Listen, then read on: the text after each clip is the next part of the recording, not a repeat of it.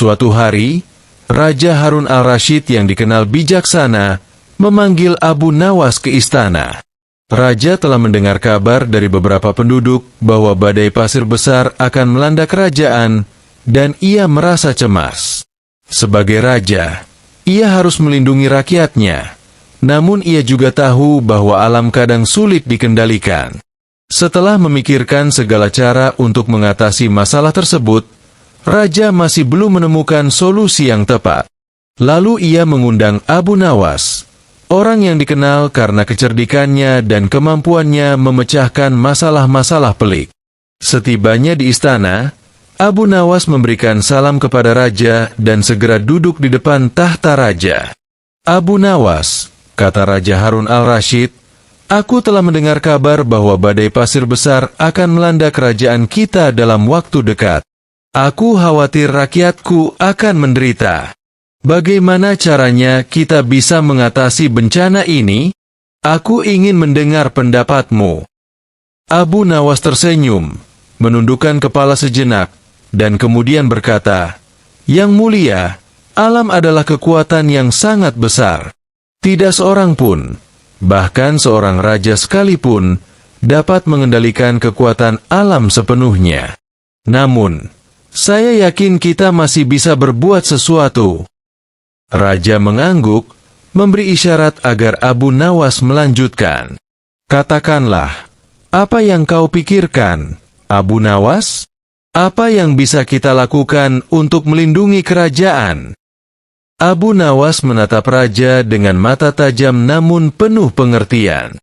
"Yang mulia, ketika badai datang, kita tidak bisa menghentikannya.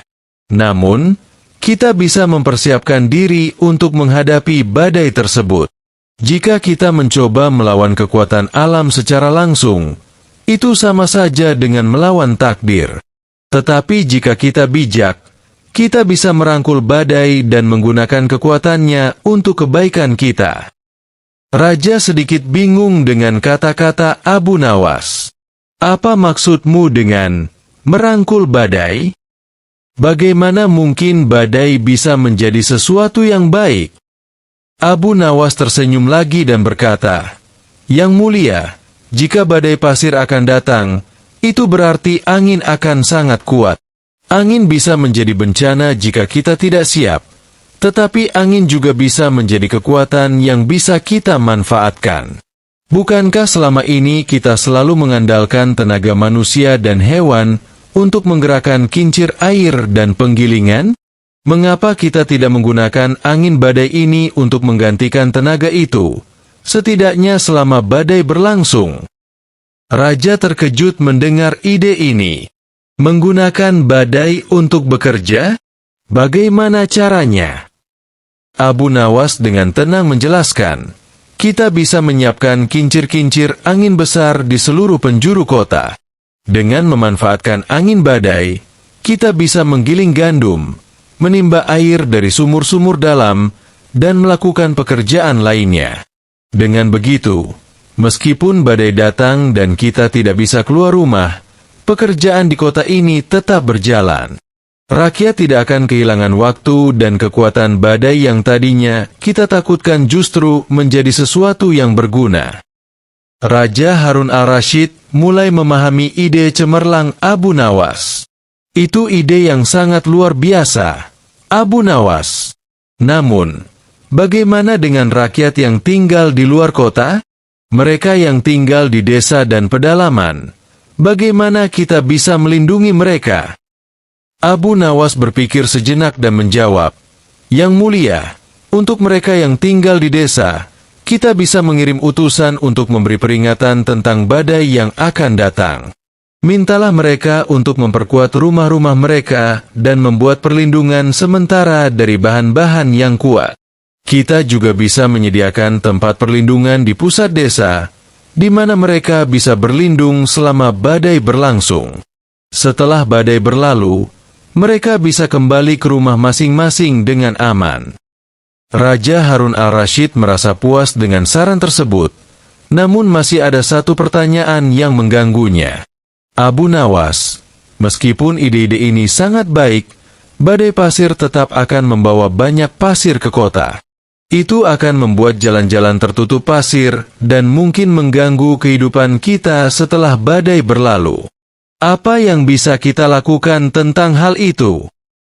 Abu Nawas tersenyum lebih lebar kali ini. Yang mulia, mengenai hal itu, kita bisa memanfaatkan pasir yang terbawa badai.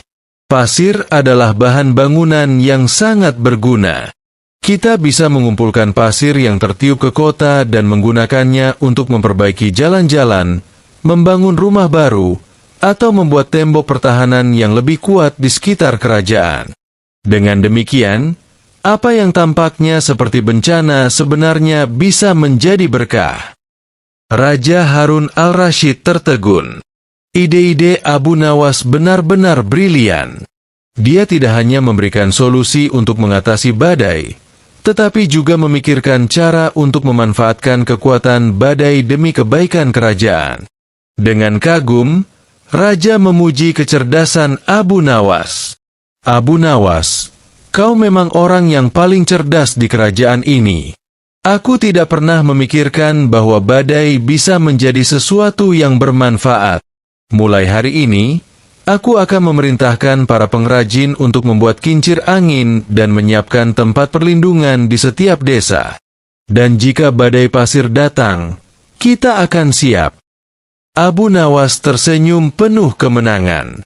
Yang mulia, setiap masalah selalu memiliki jalan keluarnya, selama kita mau berpikir dengan tenang dan bijaksana.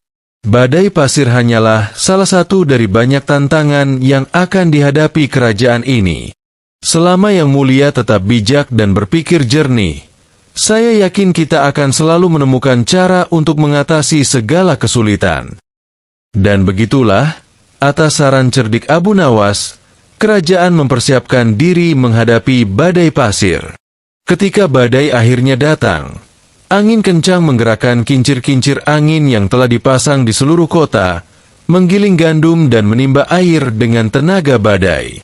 Rakyat desa berlindung di tempat perlindungan yang telah disiapkan, dan setelah badai berlalu, pasir yang menumpuk di kota digunakan untuk memperbaiki jalan dan membangun tembok baru. Raja Harun al-Rashid merasa sangat bersyukur telah memiliki penasihat sebijaksana Abu Nawas, dan kerajaan pun selamat dari badai pasir dengan sedikit kerugian dan banyak manfaat. Sejak hari itu, rakyat semakin menghormati kecerdasan dan kebijaksanaan Abu Nawas, sementara Raja Harun al-Rashid terus belajar untuk melihat masalah sebagai peluang, bukan hanya ancaman. Cerita ini menunjukkan bahwa dengan kecerdasan dan ketenangan, bahkan badai yang paling mengerikan pun bisa diubah menjadi sesuatu yang berguna. Pada suatu waktu, di sebuah pasar kerajaan yang terkenal ramai dan megah, terjadi perselisihan antara dua pedagang terkenal. Seorang pedagang sayur bernama Pak Thohir dan seorang pedagang buah bernama Pak Badri. Mereka berdua sama-sama memegang reputasi sebagai pedagang paling terkemuka di pasar itu. Pasar kerajaan tersebut menjadi pusat perdagangan utama di kerajaan, dan baik Pak Thohir maupun Pak Badri sangat bergantung pada usahanya untuk mencukupi kebutuhan hidup. Pak Thohir memiliki dagangan yang selalu segar, penuh dengan sayuran hijau, wortel, kentang, dan berbagai jenis hasil bumi lainnya. Sementara itu, Pak Badri menjual buah-buahan yang juga segar dan manis, seperti apel, jeruk, mangga, dan pisang. Namun, meskipun mereka berdua dikenal karena kualitas barang dagangan mereka, keduanya selalu berselisih satu sama lain. Suatu hari, perselisihan di antara mereka memuncak.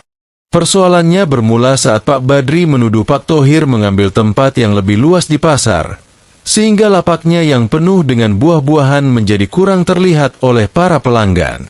"Tuh, lihat saja. Lapak sayuranmu sudah melebar ke kiri dan kanan. Pelanggan jadi tidak bisa melihat buah-buahanku yang manis ini," kata Pak Badri dengan nada kesal.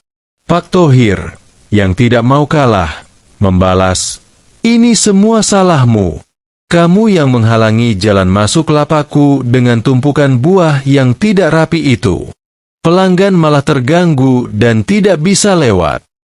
Kedua pedagang itu saling berteriak, dan keributan mereka menarik perhatian banyak orang di pasar. Tidak sedikit pedagang dan pembeli yang berhenti sejenak untuk menonton drama antara pedagang buah dan pedagang sayur ini. Suasana pasar yang biasanya ramai dengan transaksi mendadak berubah menjadi arena perselisihan. Melihat keributan yang semakin membesar, datanglah Abu Nawas, seorang pria yang dikenal sebagai orang yang sangat cerdik dan bijaksana di seluruh negeri. Ia kebetulan sedang berbelanja di pasar saat itu dan memutuskan untuk turun tangan menyelesaikan masalah ini. "Apa yang terjadi di sini?" tanya Abu Nawas dengan nada tenang namun penuh wibawa. Pak Badri dan Pak Thohir pun mulai mengadu, menceritakan versi masing-masing tentang siapa yang salah dan siapa yang benar. Mereka berdua bersikeras bahwa yang lainlah penyebab masalah, dan tak satu pun mau mengalah. Abu Nawas mendengarkan dengan sabar, mengangguk-angguk sambil sesekali mengernyitkan dahi, seolah mencoba memahami lebih dalam perselisihan ini. Setelah kedua pedagang selesai berbicara, Abu Nawas tersenyum dan berkata, "Baiklah, saya punya sebuah cara untuk menyelesaikan perselisihan kalian. Tapi sebelum itu, saya ingin kalian menjawab satu pertanyaan sederhana." Kedua pedagang itu mengangguk, bersiap mendengarkan pertanyaan Abu Nawas.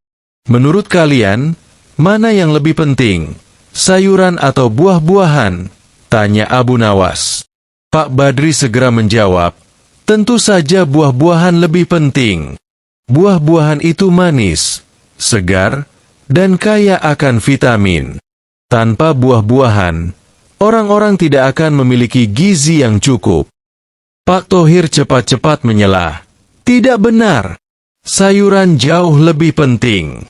Orang bisa hidup hanya dengan sayuran. Sayuran adalah makanan pokok yang memberikan energi dan kekuatan. Buah-buahan hanya pelengkap." Mendengar jawaban kedua pedagang itu, Abu Nawas mengelus janggutnya dan berkata, "Jadi, kalian berdua sepakat bahwa baik buah-buahan maupun sayuran sama-sama penting untuk kehidupan, bukan?"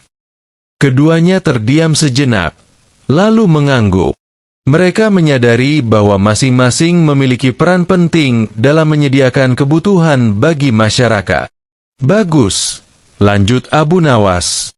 "Sekarang, karena kalian berdua sudah sepakat bahwa sayur dan buah sama pentingnya, maka mari kita lakukan ini. Mulai besok, kalian akan bertukar tempat. Pak Thohir akan menjual sayur di tempat Pak Badri, dan Pak Badri akan menjual buah di tempat Pak Thohir. Jika tempat ini yang menjadi masalah, maka biarlah kalian saling bertukar." Pak Thohir dan Pak Badri terkejut mendengar usulan itu. "Apa? Bertukar tempat?" Mereka berdua tidak yakin dengan ide itu. Namun karena Abu Nawas adalah orang yang sangat dihormati di kerajaan, mereka pun setuju untuk mencobanya. Keesokan harinya, mereka benar-benar bertukar tempat. Pak Thohir menjual sayurnya di lapak Pak Badri, dan Pak Badri menjual buah-buahannya di lapak Pak Thohir. Namun, yang terjadi sungguh tak terduga. Para pelanggan yang datang ke pasar bingung melihat perubahan itu. Mereka terbiasa membeli sayur di tempat Pak Thohir dan buah di tempat Pak Badri, sehingga banyak yang salah beli. Ada yang membeli buah sambil berkata, "Ini pasti sayuran terbaik." Dan ada yang membeli sayur sambil berkata, "Ini pasti buah yang sangat manis." Setelah beberapa hari, Pak Thohir dan Pak Badri sadar bahwa permasalahan mereka sebenarnya bukan terletak pada tempat atau ukuran lapak, melainkan pada cara mereka bekerja sama. Mereka mulai menyadari bahwa dengan adanya keragaman dagangan di pasar, justru itulah yang membuat pasar semakin ramai dan menguntungkan bagi semua pedagang. Mereka pun akhirnya sepakat untuk berhenti berselisih. "Aku minta maaf, Badri," kata Pak Thohir. "Aku juga, Thohir," balas Pak Badri. "Mari kita fokus pada dagangan kita masing-masing dan biarkan para pelanggan yang memilih sesuai kebutuhan mereka." Abu Nawas, yang diam-diam mengamati dari jauh, tersenyum puas. Dengan caranya yang jenaka namun bijak, ia telah berhasil menyelesaikan perselisihan kedua pedagang itu tanpa perlu adu argumen panjang. Sejak hari itu, pasar kerajaan kembali ramai seperti biasa, dan Pak Thohir serta Pak Badri menjalankan usaha mereka dengan damai. Mereka pun belajar bahwa dalam perdagangan, kerjasama dan pengertian jauh lebih penting daripada bersaing demi keuntungan sendiri. Dan begitulah kisah ini berakhir, dengan kebijaksanaan sederhana dari Abu Nawas yang tak pernah gagal membuat orang tertawa dan berpikir lebih dalam.